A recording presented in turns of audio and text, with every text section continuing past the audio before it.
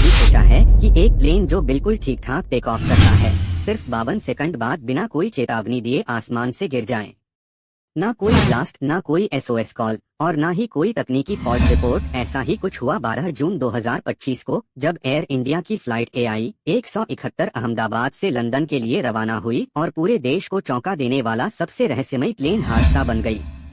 Plane में 237 लोग थे, लेकिन कुछ ही सेकंड में सब कुछ खत्म हो गया। लेकिन ये सिर्फ हादसा नहीं था, इसके पीछे कई सवाल हैं जिनका जवाब किसी न्यूज चैनल या रिपोर्ट में अब तक नहीं दिया गया है। टेक ऑफ से पहले ग्राउंड कंट्रोल को अलर्ट मिला था कि फ्यूल प्रेशर लगातार गिर रहा है, लेकिन उसे ओवरराइड कर दिया गया। क्यों?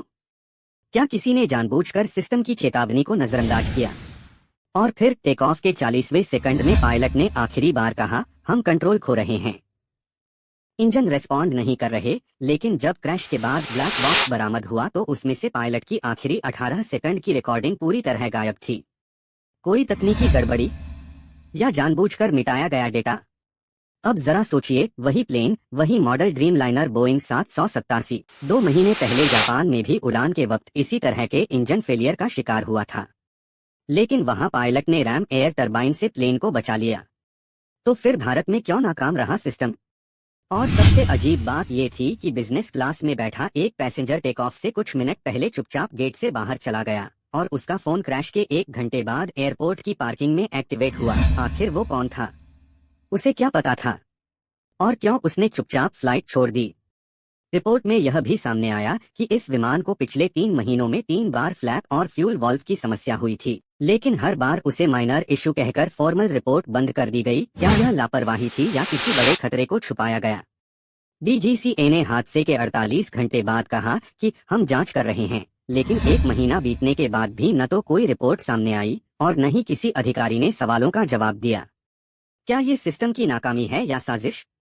और सबसे जरूरी सवाल, अगर ऐसा हादसा एक आम पैसेंजर की जिंदगी से खेल सकता है, तो क्या हमें एयरलाइन कंपनियों से पूरी पारदर्शिता नहीं मिलनी चाहिए?